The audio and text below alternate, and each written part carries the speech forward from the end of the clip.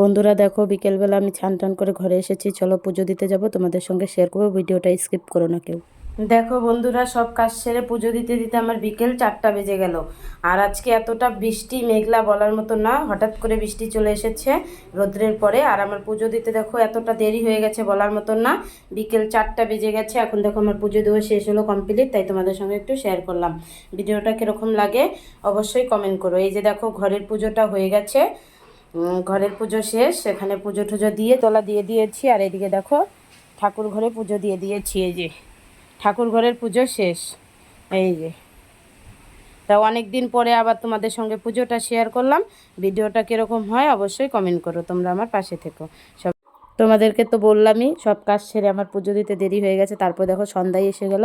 তারপর সন্ধ্যাবেলা আমি বসে আছি। এদিকে তোমাদের দাদাভাই টিফিন নিয়ে এসেছে, ম্যাঙ্গো নিয়ে এসেছে, আর সঙ্গে সিঙ্গারা চানা নিয়ে এসেছে। তাই সবাই মিলে গল্প করছি আর মজা করে খাচ্ছি। খুবই আনন্দ লাগতেছিল। একটা ভাগনা এসেছিলো, ভাগনা বউ এসেছিলো, আর আমরা দুজন। তারপরে এদিকে দেখো তোমাদের দাদাভাই হাসতেছিল। তারপর তোমাদেরকে একটু টাটা করে দিল।